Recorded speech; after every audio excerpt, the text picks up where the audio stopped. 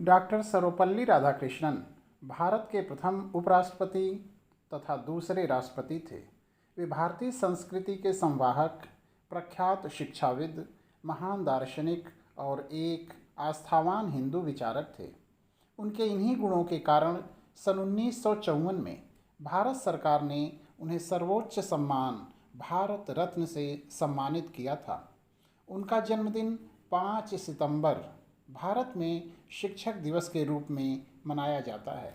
Doctor Radhakrishnan का जन्म चित्तूर जिले के तिरुत्तनी ग्राम के एक तेलुगु भाषी ब्राह्मण परिवार में 5 सितंबर 1888 को हुआ था।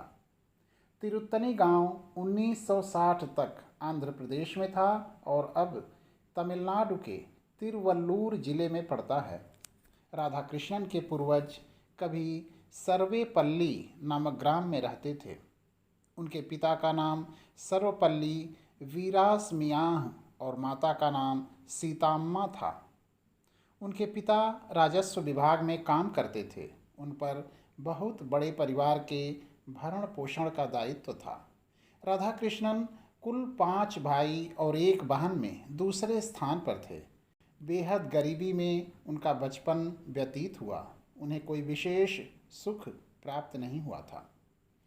राधाकृष्णन के पिता पुराने विचारों के थे, फिर भी उन्होंने क्रिश्चियन मिशनरी संस्था लुथर्न मिशन स्कूल तिरुपति में उन्हें विद्याध्ययन के लिए भेजा। सन 1896 से 1900 तक उन्होंने यहाँ शिक्षा प्राप्त की। 1900 से 1904 तक उनकी शिक्षा वेल्लूर में हुई। इसके बाद वे मद्रास क्रिश्चियन कॉलेज चले गए। राधाकृष्णन बचपन से ही बड़े मेधावी थे। बचपन में ही उन्होंने बाइबिल के कुछ महत्वपूर्ण अंश भी याद कर लिए तथा स्वामी विवेकानंद तथा अन्य महान विचारकों का अध्ययन किया। 1902 में मैट्रिक परीक्षा उत्तीर्ण की तथा छात्रवृत्ति भी मिली। कॉलेज स्तर तक की पढ़ाई में उन्हें हमेशा उच्च प्राप्तांक तथा छात्रवृत्ति प्राप्त होती रही।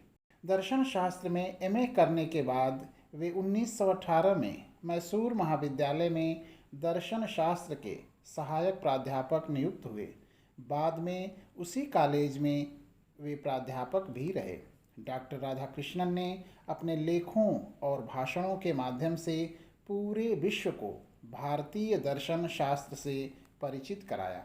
राधाकृष्णन जब 14 वर्ष के थे तभी 8 मई 1903 को उनका विवाह शिवा कामू नामक कन्या के साथ हो गया। विवाह के समय शिवा कामू की उम्र मात्र 10 वर्ष थी।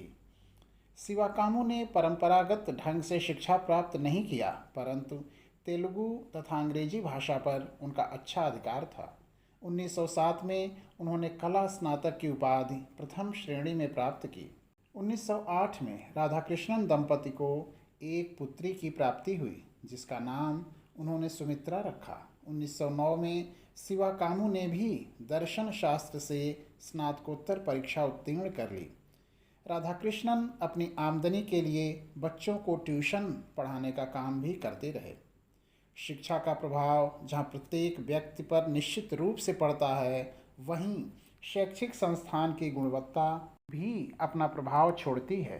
क्रिश्चियन संस्थाओं में हिंदुत्ववादी विचारों को हेय दृष्टि से देखा जाता था तथा इसकी आलोचना की जाती थी। इस आलोचना को डॉक्टर राधाकृष्णन ने चुनौती की तरह लिया और हिंदू शास्त्रों का गहरा अध्ययन किया। इसके लिए उन्होंने संस्कृत भाषा पर भी अपनी पकड़ मजबूत की। डॉक्टर राधाकृष्णन यह जानना चाहते थे कि वस्तुतः किस संस्कृति के विचारों में चेतनता है और किस संस्कृति के विचारों में जड़ता। अपने गहन अध्ययन से उन्होंने दुनिया को बताया कि भारतीय आध्यात्म काफ़ी समृद्ध है। क्रिश्चियन मिशनरियों द्वारा हिंदुत्व की आलोचनाएं निराधार हैं। भारतीय संस्कृति धर्म, ज्ञान और सत्य पर आधारित है, जो प्राणियों को जीवन का सच्चा संदेश देती है। डॉक्टर राधाकृष्णन ने यह भली भांति जान लिया था कि जीवन बहुत ही छोटा है, परंतु इसमें व्याप्त खुशियाँ अनिश्चित हैं। इस कारण व्यक्ति को सुख दुख में समभाव से रहना चाहिए। वस्तुतः मृत्यु एक अटल सच्चाई है जो अमीर गरीब सभी को अपना ग्रास बनाती है तथा किसी प्रकार का वर्ग भेद नहीं करती। सच्चा ज्ञान वही है जो आपके अंदर के अज्ञान को समाप्त कर सकता है। सादगीपूर्ण संतोष वृत्ति का जीवन अमीरों के अहंकारी जीवन से बेहतर है, जिनमें असंतोष का निवास है। एक शांत मस्तिष्क बेहतर है तालियों की उन गड़गड़ाहटों से जो संसदों एवं दरबारों में सुनाई देती हैं।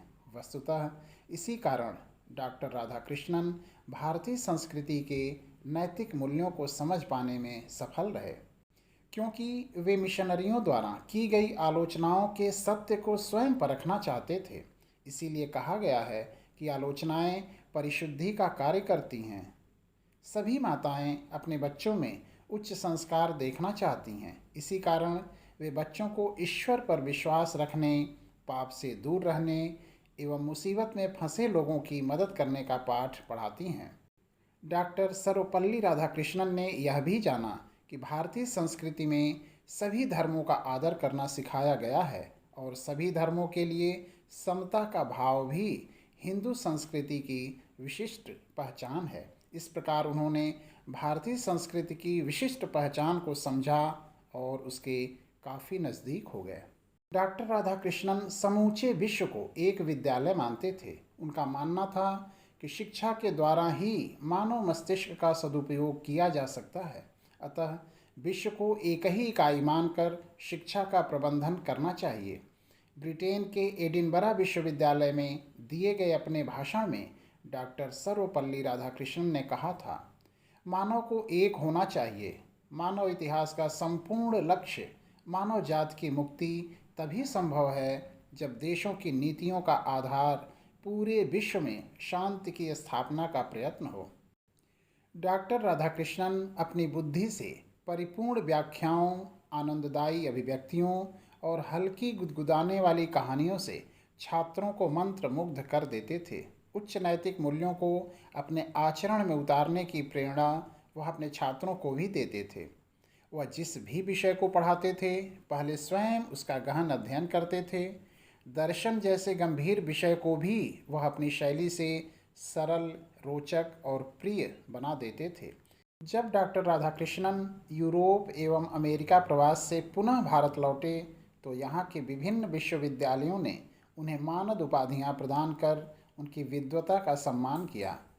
1928 के शीत ऋतु में इनकी प्रथम मुलाकात पंडित जवाहरलाल नेहरू से उस समय हुई जब वह कांग्रेस पार्टी के वार्षिक अधिवेशन में सम्मिलित होने के लिए कलकत्ता आए हुए थे।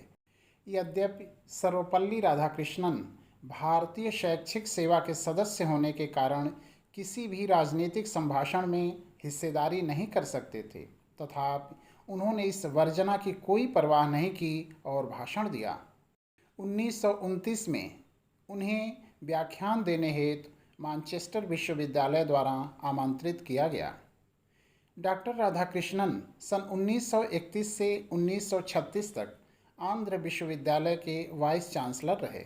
ऑक्सफोर्ड विश्वविद्यालय में 1936 से 1952 तक प्राध्यापक रहे।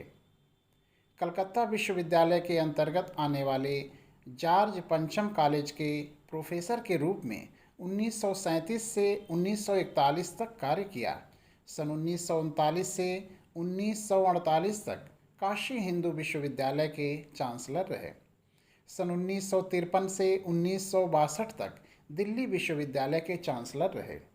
1946 में यूनेस्को में भारतीय प्रतिनिधि के रूप में भी उन्हें आमंत्रित किया गया था। डॉक्टर सर्वपल्ली राधाकृष्णन की यह प्रतिभा थी कि स्वतंत्रता के बाद इन्हें संविधान निर्मात्री सभा का सदस्य बनाया गया। वे 1947 से 1949 तक इसके सदस्य रहे। इसी समय वे कई विश्वविद्यालयों के चेयरमैन भी नियुक्त किए गए। अखिल भारतीय कांग्रेस जन यह चाहते थे कि सर्वपल्ली राधाकृष्णन गैर राजनीतिक व्यक्ति होते हुए भी संविधान सभा के सदस्य बनाए जाएं। जवाहरलाल नेहरू चाहते थे कि राधाकृष्णन के संभाषण एवं वक्तृत्व प्रतिभा का उपयोग 14-15 अगस्त 1947 की रात्रि को उस समय किया जाए जब संविधान सभा का ऐतिहासिक सत्र आयोजित हो। हमारे देश के द्वितीय किंतु अद्वितीय राष्ट्रपति डॉक्टर सर्वपल्ली राधाकृष्णन के जन्मदिन 5 सितंबर को प्रतिवर्ष शिक्षक दिवस के रूप में मनाया जाता है। इस दिन पूरे देश में भारत सरकार द्वारा श्रेष्ठ शिक्षकों को पुरस्कार भी प्रदान किया जाता है। 1931 में ब्रिटिश साम्राज्य द्वारा सर की उपाधि प्रदान की गई थी।